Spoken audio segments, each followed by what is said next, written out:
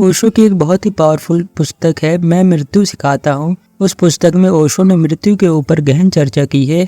ओशो कहते हैं मृत्यु को गरिमा और अनुग्रह के साथ स्वीकार करना एक गहरी समझ और आत्मज्ञान की आवश्यकता है। ओशो कहते हैं कि मृत्यु जीवन का एक अनिवार्य और स्वाभाविक हिस्सा है जिसे डर, शोक, अस्वीकार करने की बजाय सम्मान और स्वीकार्यता के साथ अपनाना चाहिए। ओशो ने कहा कि जो व्यक्ति जीवन को सही मायनों में जीता है वो मृत्यु को भी उसी गरिमा और अनुग्रह के साथ स्वीकार कर सकता है। ओशो कहते हैं मृत्यु एक स्वाभाविक प्रक्रिया है, ठीक वैसे ही जैसे जन्म और जीवन। उन्होंने कहा कि जब तक हम इस सच्चाई को गहराई से नहीं समझते तब तक मृत्यु को गरिमा के साथ स्वीकार करना मुश्किल है। समाज ने मृत्यु को एक नकारात्मक घटना के रूप में देखना सिखाया है, लेकिन ओशो के दृष्टिकोण में मृत्यु जीवन का पूर्णता का क्षण है जिसे प्रेम और शांति के साथ स्वीकार किया जाना चाहिए। ओशो ने प्रकृति का उदाहरण देते हुए कहा कि जैसे वृक्ष अपनी पत्तियों को शरद ऋतु में गिरा देते हैं, वैसे ही मनुष्य भी समय आने पर अपने शरीर को छोड़ देता है। यह प्रकृति का नियम है और जब हम इसे समझ लेते हैं तो मृत्यु का डर समाप्त हो जाता है।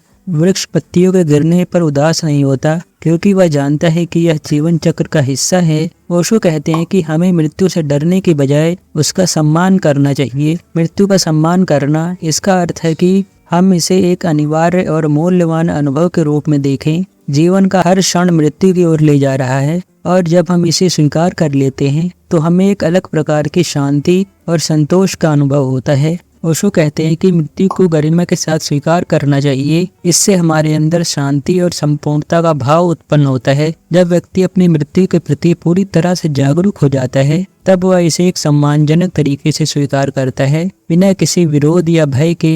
यह एक सामाजिक और समझदारी भरा कदम होता है जिसमें व्यक्ति जीवन और मृत्यु के गहरे संबंध को समझ लेता है। ओशो कहते हैं कि ध्यान मृत्यु को समझने और इसे गरिमा के साथ स्वीकार करने का सबसे प्रभावी साधन है। जब हम ध्यान करते हैं तो हम अपनी वास्तविक चेतना से जुड़ जाते हैं जो शाश्वत है। यह समझ हमें यह अनुभव कराती है कि मृत्यु केवल शरीर का अंत है, हमारी आत्मा अनंत है। ध्यान के माध्यम से व्यक्ति यह जान सकता है कि मृत्यु भय का कारण नहीं है बल्कि आनंद का कारण हो सकती है। ओशो ने ध्यान का उदाहरण देते हुए कहा, ध्यान करने से व्यक्ति अपने अस्तित्व के उस हिस्से से जुड़ जाता है जो कभी नहीं मरता। यह अनुभव व्यक्ति को मृत्यु की असली प्रकृति से परिचित कराता है जिससे वह इसे गरिमा और अनुग्रह के साथ स्वीकार कर सकता है। ध्यान करने वाले व्यक्ति को यह अनुभव होता है कि मृत्यु अंत नहीं है बल्कि आत्मा का विस्तार है। ओशो कहते हैं कि जो व्यक्ति जीवन को उत्सव के रूप में जीता है वह मृत्यु को भी उत्सव के रूप में देख सकता है। मृत्यु का सामना करने का सबसे अच्छा तरीका है कि हम जीवन को पूरी तरह से जिएं, बिना किसी पछतावे या अधूरेपन के। जब व्यक्ति अपने जीवन को संपूर्णता के साथ जीता है तो वह मृत्यु को एक उत्सव के रूप में देख सकता है। ओशो ने कहा कि अगर हम जीवन को पूरी तरह से जीते हैं तो हमें मृत्यु का कोई डर नहीं होगा। एक व्यक्ति जिसने अपनी सभी इच्छाओं, सपनों और कर्तव्यों को पूरा कर लिया है वह मृत्यु का स्वागत एक उत्सव के रूप में करेगा।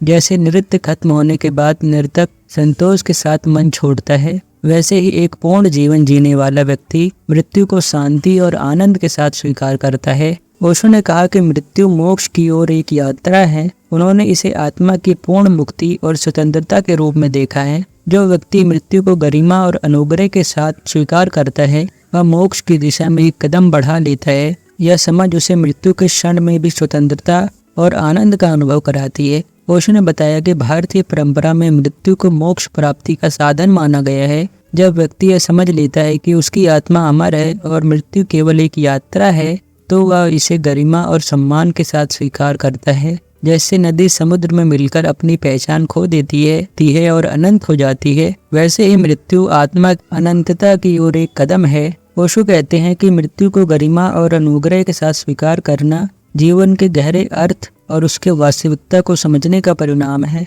यह समझ व्यक्ति को न केवल भय से मुक्त करती है बल्कि उसे जीवन को भी पूर्णता और संतोष के साथ जीने की प्रेरणा देती है। ओशो का संदेश स्पष्ट था, मृत्यु को एक अनिवार्य और स्वाभाविक प्रक्रिया के रूप में देखें जिसे सम्मान और गरिमा के साथ स्वीकार किया जाना चाहिए। जब हम जीवन और मृत्यु के गहरे संबंध को समझ लेते हैं तभी हम मृत्यु को एक उत्सव के रूप में देख सकते हैं और इसे अनुग्रह के साथ गले लगा सकते हैं। ओशो का दृष्टिकोण यह था कि मृत्यु कोई अंत नहीं बल्कि एक नई शुरुआत है और इसे समझकर ही हम जीवन को पूरी तरह से जी सकते हैं। तो इसके बारे में अगर आप और विस्तार से जानना चाहते हैं तो आप ओशो का डिस्कोर्स मैं मृत्यु सिखाता हूँ सुन सकते हैं ओशो वर्ल्ड वेबसाइट पर। धन्यवाद।